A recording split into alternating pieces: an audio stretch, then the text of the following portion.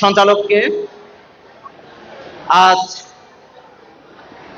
20 মে আমাদের প্রাণের উচ্চ বিদ্যালয় নানুপুর আবু সুবহান উচ্চ বিদ্যালয়ের 4 জন সিনিয়র শিক্ষকের বিদায় সংবর্ধনা উপলক্ষে আমি আমার বক্তব্যের শুরুতেই মঞ্চ উপবিষ্ট আমার শ্রদ্ধাভাজন শিক্ষকগণকে আমার নমস্কার জানাচ্ছি। আপনারা এতক্ষণ ধরে সবকিছু শুনেছেন, মঞ্চে কে কে উপবিষ্ট আছেন সেটাও আপনারা জানেন, আমি নতুন করে বলতে চাই না। আমি কিছু কথা বলতে চাই, পুরনো কিছু স্মৃতি, মানে এই যে আজকে 4 জন স্যারেরকে নিয়ে কিছু স্মৃতি বলতে চাই। আমি এবং আমার বন্ধু ডাক্তার নোবেল, আমরা দুজনেই কিন্তু সার্জারি লাইনে, আমরা কাটাছেঁড়া অপারেশন নিয়ে ব্যস্ত থাকি। আমি হচ্ছে অর্থোপেডিক্স বিশেষজ্ঞ আর আমার বন্ধু নোবেল হচ্ছে সার্জারি বিশেষজ্ঞ। তো হঠাৎ করে আমার কয়েকদিন আগে যখন আমাদের মানবিক টিম নানুপুরের সভাপতি আমার প্রিয়ভাজন তানিম যখন আমাকে ফোন দিয়ে বলল, দাদা এরকম একটা প্রোগ্রাম আপনাদের অবশ্যই থাকতে হবে, থাকলে আমরা বেশি খুশি হব। তো আমি ওনার আমন্ত্রণটা সাদরে গ্রহণ করেছি, কারণ আমরা স্কুলে আসতে চাচ্ছি অনেকদিন ধরে, স্কুলে ভালো কোনো প্রোগ্রাম পাচ্ছি না, একটা আসলে রিউনিয়ন হওয়ার কথা অনেকদিন ধরে চলছে।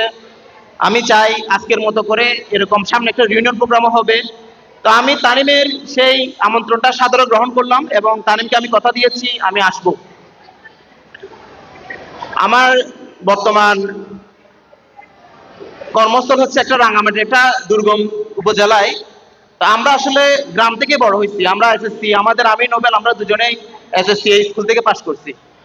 তো আমাদের প্রথম যেদিন আমাদের আমরা বিজ্ঞান বিভাগ চয়েস করি, প্রথম দিন আমাদের ক্লাস ছিল জীববিজ্ঞান। ক্লাস কে নিবে? আমাদের শ্রদ্ধেয় ইয়াকুব স্যার। ওই যে আগে পুরনো বিল্ডিং এর ল্যাব আছে, এগুলো এখন ভেঙে ফেলা হয়েছে। তো আমরা ওইখানে ল্যাবে ঢুকে আমরা বসার জন্য সিট খুঁজতেছি, ওইখানে খালি ল্যাবের উপরে খালি ল্যাবের টেবিল আছে, কোনো বসার কোনো চেয়ার নেই, কোনো টুলও নেই। তো স্যার, আমরা একটু স্যার আগে ঢুকে গেছি, স্যার আমাদের 2 মিনিট পর আসলো ক্লাস নেওয়ার জন্য। তো আমি বললাম, স্যার আমরা তো বুঝতে পারছি না। তো স্যার প্রথম দিনে বললো, সায়েন্সের স্টুডেন্টদের কোনো বসা নাই, সায়েন্স মানে তোমাকে দাঁড়িয়ে দাঁড়িয়ে গবেষণা করতে হবে, দাঁড়িয়ে দাঁড়িয়ে ক্লাস করতে হবে, দাঁড়িয়ে দাঁড়িয়ে প্র্যাকটিক্যাল করতে হবে এবং দাঁড়িয়ে দাঁড়িয়ে তোমার সকল প্রকার পরীক্ষা নিরীক্ষা করতে হবে। তো স্যারের কথাটা আমি কেন আজকে বললাম, আমি 2013 থেকে 18 পর্যন্ত আমি বগুড়া মেডিকেলে এমবিবিএস করেছি। এরপরে আমি 21 থেকে 24 পর্যন্ত চট্টগ্রাম মেডিকেলে আমার পোস্ট গ্রাজুয়েশন করেছি। তো আমার বন্ধু নোবেল বর্তমানেও সার্জারি বিভাগে কর্মরত। আমি 2023 সালে সরকারি চাকরিতে পোস্টিং হওয়ার পরে আমি আবার রাঙামাটি চলে গেছি। তো আমার মেডিকেলে এমন কিছু দিন অপারেশন হয়েছে, একটা অপারেশনের ডিউরেশন 8 ঘন্টা 9 ঘন্টা, 8 ঘন্টা দাঁড়িয়ে থাকতে হবে। স্যারও দাঁড়াবে, স্যাররা হয়তো একটু বয়স্ক, সেজন্য স্যাররা মাঝখানে একটু করে রেস্ট নেই, কিন্তু আমরা যারা অ্যাসিস্ট্যান্ট জুনিয়র ডক্টর আমাদের কোনো বসা নাই। 8 ঘন্টা একদম সকাল 9টায় রুগীকে অপারেশন টেবিলে তোলা হয়েছে, 4টায় রুগীকে অপারেশন থেকে নামানো হয়েছে। আমরা কিন্তু 8 ঘন্টা টানা দাঁড়ানো আছি, ড্রেস পরা, আমাদের বিভিন্ন ধরনের শিল্ড পরা। এই জিনিসগুলো অভ্যাসগুলো আসলে আমাদের হঠাৎ করে হয় নাই, 2021 সালে এসে হয় নাই। এই অভ্যাসগুলা ইয়াকুব স্যার আমাকে 2007 সাল থেকে করে দিচ্ছে।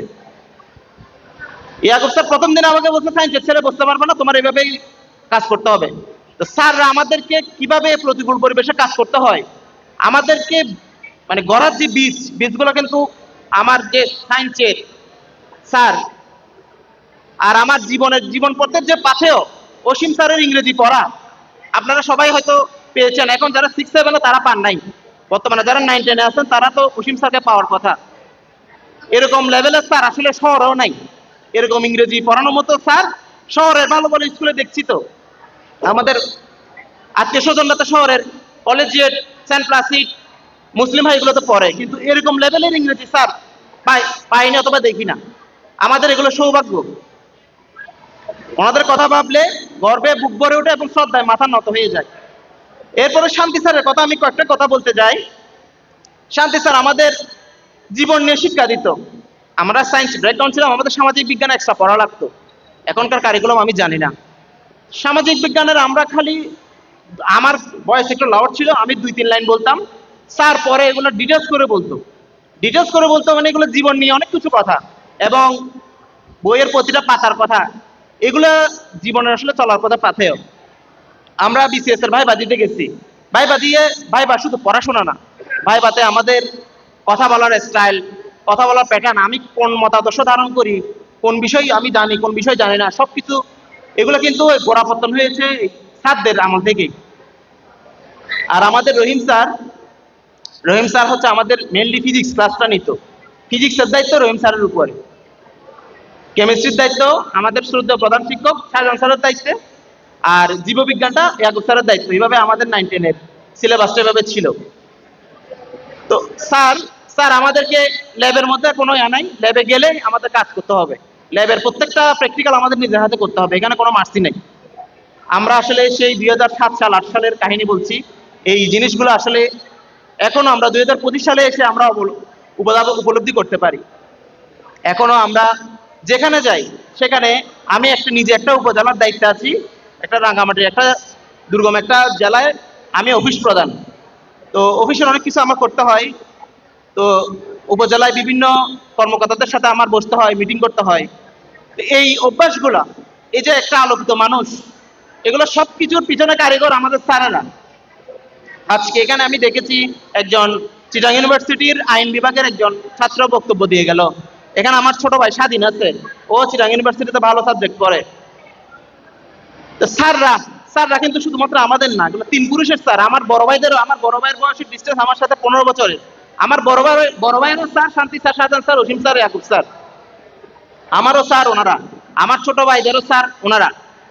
আজকে একটা অনেক মানে প্রকৃতি পর্যন্ত কান্না করতেছে এই যে স্যারদের বিদায়টা। আমরা কিন্তু আসার সাথে সাথে স্যাররা যখনই বিদায়ের পুষ্পমাল্য দিচ্ছে তখন থেকেই পুষ্পবৃষ্টি হচ্ছে, পুষ্পবৃষ্টিও হচ্ছে, পানিতে আকাশ থেকেও বৃষ্টি পড়ছে, প্রকৃতিও আজকে খুব দুঃখ ভারাক্রান্ত অবস্থায় স্যারদেরকে বিদায় জানাচ্ছে। আমি আসলে একটা কথা বলতে চাই, অনেক কিছুই হলো, এখন আমরাও আলোকিত হলাম। আমরা চাই আমাদের যে স্যার আমাদেরকে যে পথ দেখিয়ে গেছেন, স্যার আর আসবে না স্কুলে, স্যারদের ভবিষ্যতে দীর্ঘায়ু কামনা করি, এবং আমরা চাই এই স্কুল থেকে আরো আলোকিত ছাত্র বের হোক, যাতে স্যাররা রাস্তাঘাটে, এই যে বললো বিভাগীয় কমিশনার সহকারী, তো স্যাররা এগুলো আলোকিত যাতে বুক খুলে বলতে পারে, স্কুলের পড়ালেখার মান বৃদ্ধি হোক, এবং স্কুলের সাথে সম্মান, স্যারদের রেখে যাওয়া সম্মান যাতে আমরা সমুন্নত রাখতে পারি, আমি সেই কামনা করছি। সবাইকে আমি আবারও আমার নমস্কার জানিয়ে আমার বক্তব্য এখানে শেষ করছি।